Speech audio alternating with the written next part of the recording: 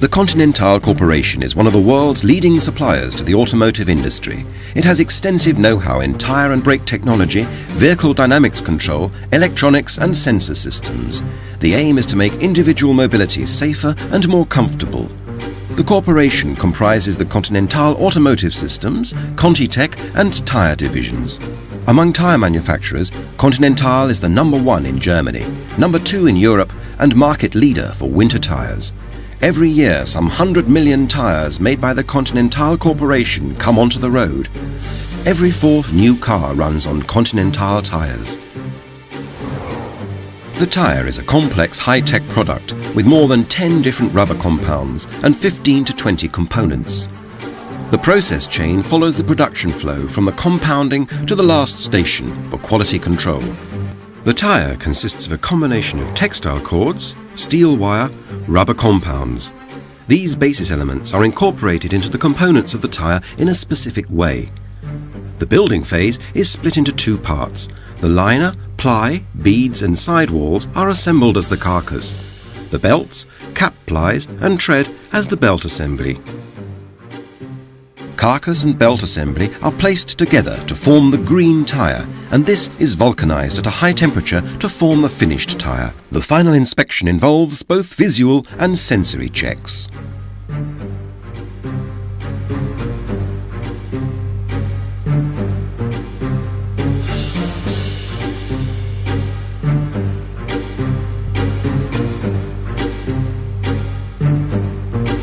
The ingredients for the compound are mixed, extruded, rolled, cut and collected together for further processing.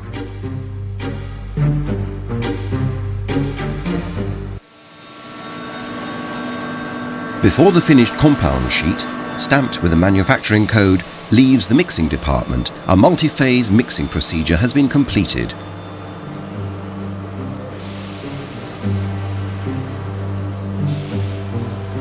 The compound consists of fillers such as carbon black and silica for the resistance of the tyre to wear, whereby it's the silica as a high-grade material that ensures short stopping distances on wet roads. This is of particular importance for one component, i.e. the tread. Chemical additives such as antioxidants protect the tyre against premature aging. Natural and synthetic rubber form the basic material. During the mixing process, chalk, oils, resins, accelerating agents, retardants, compounding promoters, activators and sulfur are added. Start mixing, roll, cool, remix, roll again.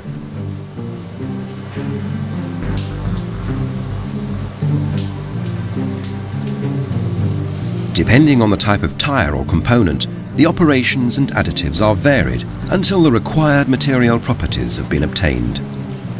The finished compound sheet can now be passed on for further processing.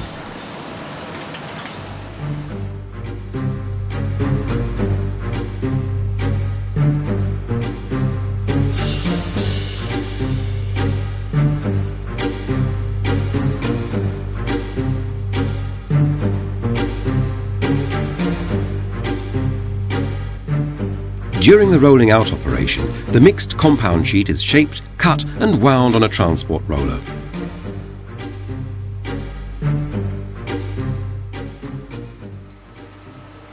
The inner liner, a thin airtight rubber sheet, forms the first layer of the tyre. It takes over the function of the inner tube, once an essential extra. Two separate sheets make up the finished component, the inner liner. First, this is made flexible in a rolling mill.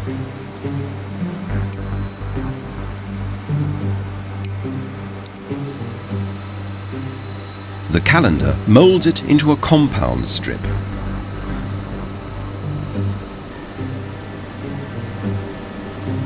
This is cut to shape for the tyre size concerned.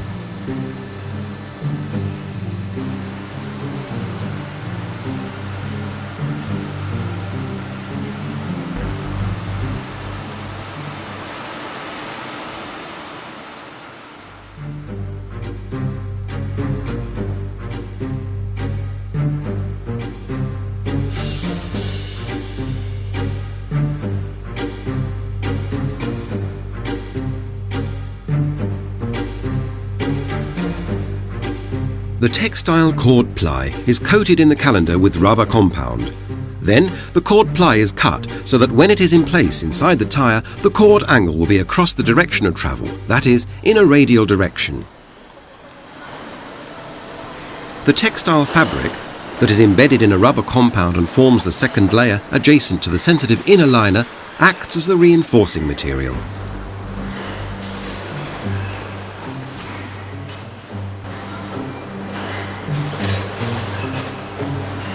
The radial positioning of the cord, that is, across the direction of travel, increases the strengthening properties of the ply. In this way, it is a crucial element in determining the load rating of the tyre, as well as such comfort features as its cushioning capability and its handling characteristics.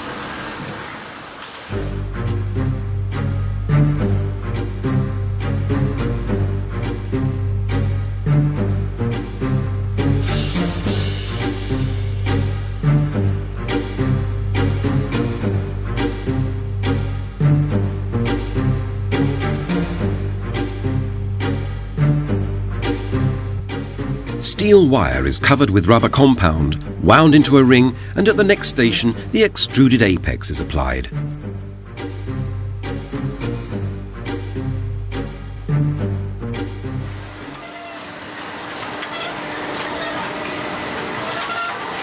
At the station bead and apex, steel wire and compounds form the rings that subsequently keep the tyre seated on the rim.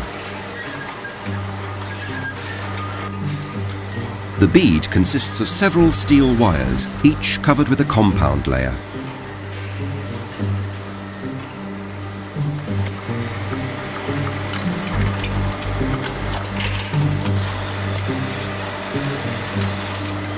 Rolled up to form a ring, the bead will be joined with the apex at a later stage of production.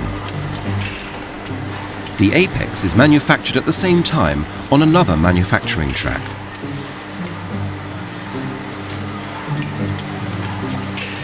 The apex sits on top of the bead. After the extruding operation, the apex is fed on rollers to the cut shape and then joined with the bead.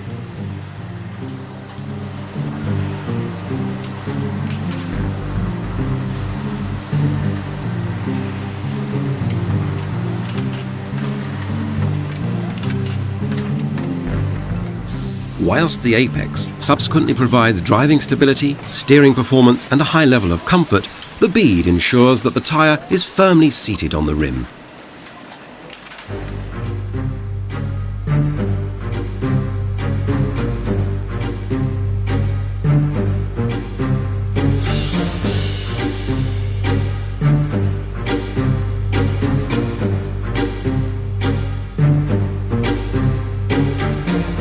Steel wire is unwound from rollers, is covered by a compound in a calander and is cut at an acute angle.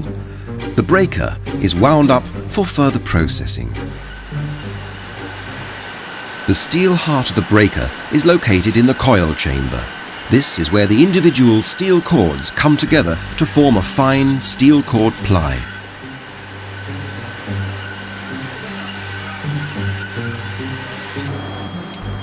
This ply is then coated with rubber compound in a calander.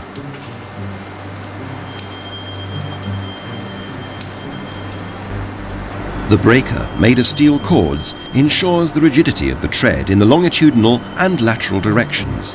This ensures power transmission during driving, improves the cornering stability, and increases the resistance to wear.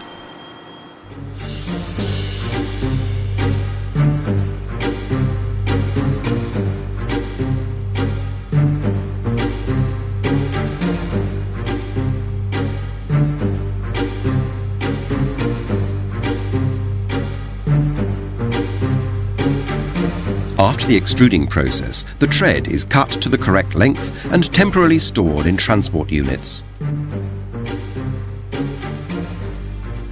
Staying in contact. The tread is the element that keeps the tyre in contact with the road. The demands made on its properties are accordingly high. Up to 4 different compounds are processed at this station. Still marked with the colour code at this stage, this tyre layer will later be given its pattern. The tread is responsible for a good grip, durability and a low rolling resistance. The use of silica is an important factor in ensuring this.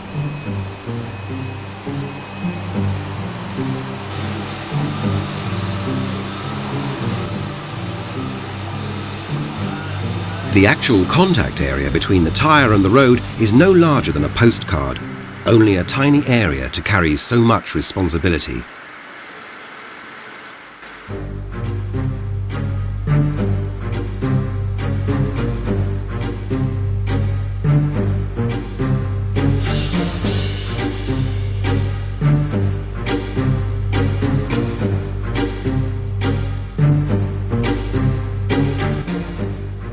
Carcass section. Bead and apex are joined with the inner liner and ply on the building drum.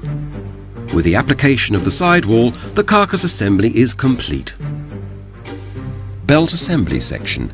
Constituent parts are breakers, cap plies and the tread. Assembling section. Both assemblies are placed together and joined as one. The two tyre components, carcass and belt assembly, are united at the assembling station. Inner liner, ply, bead and apex, sidewall.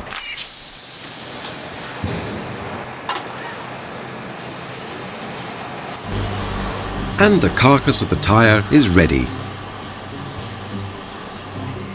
The next item is the belt assembly. It is built up in several layers with breakers and cap plies that increase the strength in the belt assembly and are indispensable for high-speed tyres. Finally, the tread is put on. Belt assembly and carcass are pushed into each other in the last step, and after their wedding are joined together in the shaping station using compressed air. The final union takes place during the vulcanization process.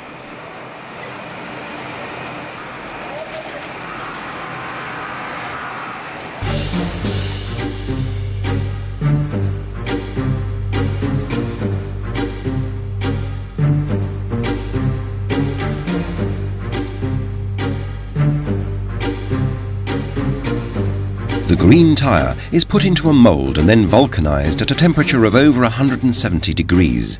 It leaves the station as a patterned tyre.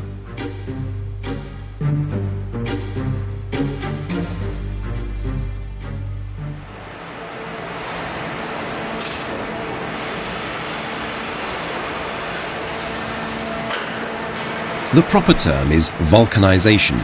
Some people call it baking.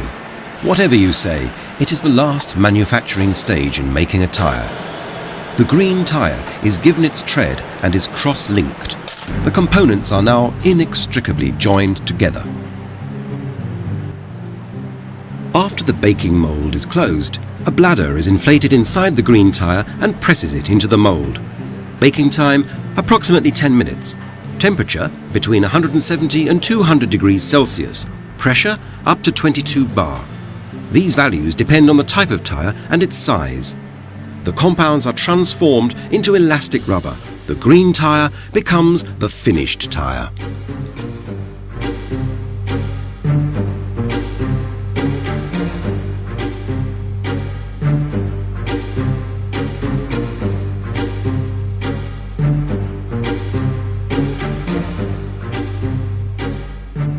The visual and sensory checks are the last stages of the manufacturing process.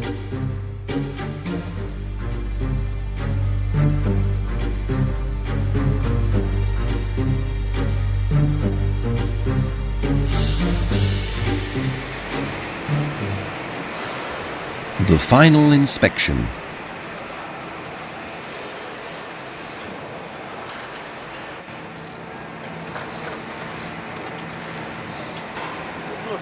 People and machine complement each other in the last stage, the quality control.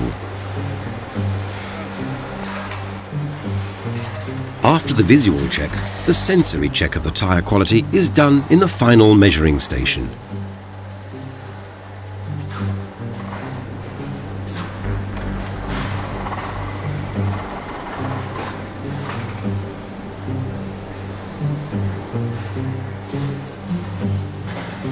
The crucial measurements made here are compliance with the specified values of diameter and width, check of the uniformity properties, i.e. out of balance and force variation, X-ray check to identify the positioning of individual components.